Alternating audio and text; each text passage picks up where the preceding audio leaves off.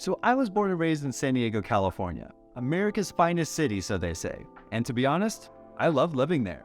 The beaches, the laid-back vibes, the food, the lower standard for fashion, and honestly that comes with the laid-back vibes. All of it was so attractive to me, and I didn't see myself living anywhere else. I found myself enjoying the company of my friends and family with bars, restaurants, stores, and cool events around town. Turns out it was eating at my bank account right before my very eyes. So I had to work a lot more in order to pay for the bills and the mortgage. And I was constantly tempted by the San Diego lifestyle where I had to release some steam, and that came in the forms of partying and going out to eat delicious food. So then I spend money, I work harder, I release some steam, then I spend more money. It was a vicious circle. Turns out a lot of Californians feel the same way, and that lifestyle is not sustainable. My wife and I sought out more space, more affordable living, and a slower pace of lifestyle. And so with that, Colorado actually came into the conversation. In 2022, about 16.6% of all movers in Colorado actually came from California. And do you think you'll be part of that population in the future? Like I was? So this is for those people that are looking to make that transition over to Colorado and my experience of living in Colorado so far. So let's get into it. So these are the top cities that Californians are moving to according to Colorado Biz magazine. In 2022, the majority of people coming from California to Colorado are going to Dillon, Colorado. The town of Dillon is actually minutes away from a lot of ski resorts, and it's considered in the mountains over there. And if Californians really want that mountain experience, they could definitely get it over in Dillon. So if you're a big fan for Mammoth, Lake Tahoe, or Big Bear Lake, you're definitely going to enjoy Dillon. And the second most popular destination for Californians to move to in Colorado is Durango, Colorado. Durango's a pretty cool city in the southern part of Colorado. The beautiful Animas River runs right through the town, and a lot of people go rafting or inner tubing down the river. Also, you've got to check out Animas Brewing. It has great beers and a really cool scene, and you can overlook the river over there. And the last three of the top 5 cities that a lot of Californians are moving to are Denver, Golden, and Boulder. What's great about these cities is that they're considered the Front Range.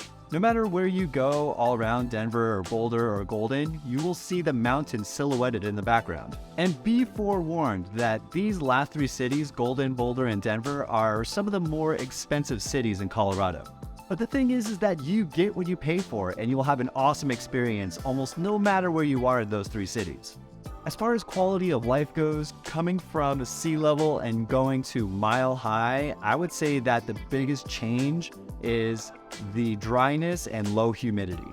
I constantly have to have chapstick or lotion in my car or wherever I am. And I never really had that problem in California, and to be honest, it's more of a science than what this video requires. But my hair looks great though, like I never have to worry about that frizz with all that humidity. I'm just kidding. Another big lifestyle change coming from California to Colorado is that there's a lot less traffic. However, I will say that it is steadily increasing. Over in California, there's a whole bunch of freeways. The 1, the 101, 405, the 805, the 15, and the list goes on here. Did you know that California has the highest urban density than any other state in the country? The density is about 4,790 people per square mile, which beats out New York.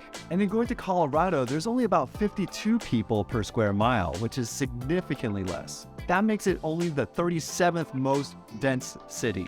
Although I will say that Denver is about 4,098 people per square mile, which is still pretty dense. And I'll get into this later, but with that lack of density in Colorado, it's kind of nice to have your space and throw out your elbows. But I do miss that density over in California, where it doesn't take very much mileage to get from one place to another. And there are several locations that you can live at in, let's say, Southern California or Northern California, where you can just walk to restaurants, bars, or events. However, with it being so dense, a lot of traffic comes into play, right? And there's a joke in LA that it takes about an hour to get from LA to LA. And even if you're still within city limits, things are often congested over in California. Traffic is all relative here. You know, coming from California, the traffic here is not that bad, but if you're used to Nebraska or Iowa or some other place that's less dense, then you're gonna realize that it does have a lot of traffic here in Colorado, or at least in Denver in specific. Another huge change that I had to get used to coming from California is that you're gonna miss a lot of good food. California is a big melting pot, and with a whole bunch of port cities and people coming into town from the Pacific, there's a lot of really good food and culture just being mixed into the American culture as well. And I'll be honest, I miss the food varieties in California. From Filipino food, Korean barbecue, Japanese sushi, whatever it might be, I feel like that's the part that I miss the most about California.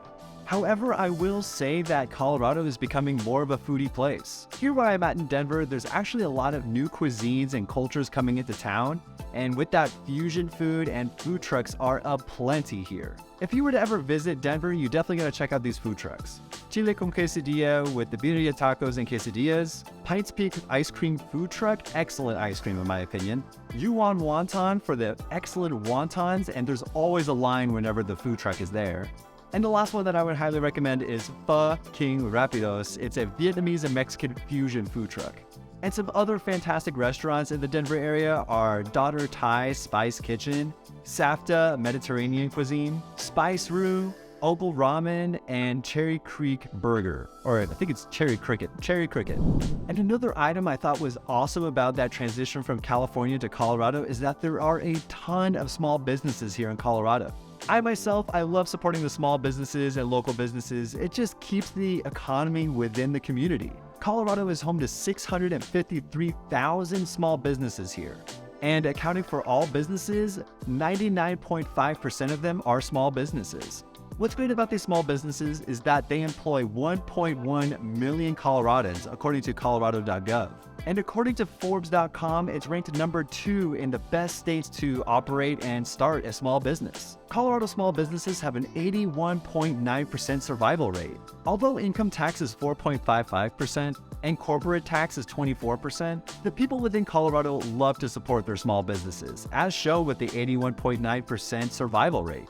And also, Colorado has a highly educated workforce, with over 51% of the Colorado population as graduated with higher education. Back in the day when I had a podcast called Big Locals Podcast, I interviewed a lot of the small businesses and entrepreneurs that started their own business. And many of those people that were on the podcast and told their stories, a lot of them said that they started their business because of COVID in 2020. They decided to bet on themselves and invest in themselves instead of relying on someone else or some other entity to pay them a living wage. And a lot of them attribute their willingness to start a whole new business thanks to the community, farmers markets, and the Colorado Cottage Foods Act. What's great about the Colorado Cottage Foods Act is that it allows people to sell non-potentially hazardous food to other people or the public without any sort of special licensing or permitting required. So with that combination of things, you can see that a lot of people that start businesses in Colorado are very supported by the community and farmers markets. And of course, I can't complete this video if I don't bring up the affordability of Colorado versus California. And this is a topic that I could talk about a little bit more in a different video, so hold on tight for that. So as you might suspect, it is more affordable to live in Colorado versus California. Let's start with the California statistics. The median household price in California is approximately $728,000. More specifically, let's look at the 3 major cities in California and compare those median home prices with the Colorado top 3 cities. So the San Diego median household price is about $875,000. For Los Angeles, it's about $901,000. And over in the Bay Area, San Francisco, you're looking at $1.28 million. And now the median home price for Colorado is about $540,000. Specifically to Denver, you're looking at about $560,000 for the median home price. For Colorado Springs, it's about $445,000. And for Fort Collins, you're looking at $540,000. However, I will say that because of the influx of people coming in, there's a lot more price increases happening in Colorado versus California. And the price has grown super fast over the past 2 years, approximately a 20% increase in Colorado. And like I said earlier, I'll also talk about the affordability, not just in real estate, but in transportation costs and how much everything costs as goods go in a different video. But just know that here, it's a little bit more affordable in the real estate space in Colorado versus California. And the last topic I want to talk about as far as Colorado versus California living is that everyone here in Colorado loves the outdoors. Getting more in tune with nature here in the Denver area specifically is such an integral part of just the quality of life here.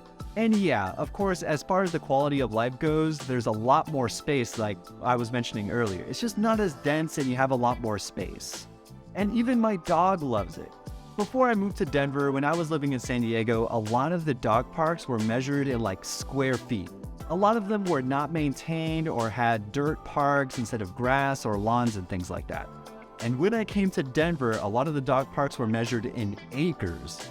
My dog Archie absolutely loves Colorado and loves the space, and he can sprint wherever he wants. The only place that I'd say he would actually miss is the dog beach over in Ocean Beach. However, if you have a dog and want to have that sort of water experience for your dog, definitely check out Cherry Creek State Park. There's a creek running in the back and it's about 2 miles of trails, all within that state park, and your dog can just run free with other dogs. And I'll have to say, a lot of people take care of themselves here, especially by being active. There's a really good work-life balance here, and I want to say that a good portion of people that work their 9-to-5 jobs, they take off the second half of Friday to go out to the mountains. And for me personally, I absolutely love hiking. There is no shortage of parks, playgrounds, mountain hikes, or whatever it might be. One little goal of mine here in the Denver area is to complete a 14er, at least one, and one different one, every summer. And what is a 14er exactly? A 14er is a mountain peak that is 14,000 feet above sea level. It's daunting, I'm not gonna lie, and it is not for the faint of heart. But you are rewarded with fantastic views and you get bragging rights. But let's say you're not too into the active lifestyle here. Even if you're not a pro at rock climbing, ice skating, bouldering, whatever it might be, the people here are very friendly and hospitable, and they want to take you out on these trips anyways, just to experience it with you. And I guess that's a big similarity between living in California versus living in Colorado, is that there's still that laid-back vibe here in Denver. I always like to tell people that Denver has that sort of laid-back vibe, like that West Coast vibe, but also the Midwestern hospitality. And it's a great combination of personalities that is purely Colorado. So to be honest, overall, I'm pretty happy with my move. I don't see myself moving from Colorado anytime soon. And many of my friends and family that come here love the hikes, the pristine nature, and honestly, the welcoming residents. And what's great about being an investor and real estate agent here in Colorado is that I can set aside time in my Airbnb for my friends and family to stay. And they can stay as long as they want, and then they can drive out to, let's say, Garden of the Gods or Boulder or the mountains to really check out everything that Colorado has to offer. And so if you're interested in relocating over to Colorado, or you want to buy an investment property or Airbnb here, let's talk. So I'm a licensed broker here in Colorado, and I help people move here, buy their first homes here, and just invest here as well. Even if you're just curious about the area, hit me up and let's talk. Thank you so much for watching, and I appreciate your time in watching this video. If you have any questions, hit me up. My contact information is down below. Make sure you like and subscribe, and thanks so much for watching. And I'll see you guys next week.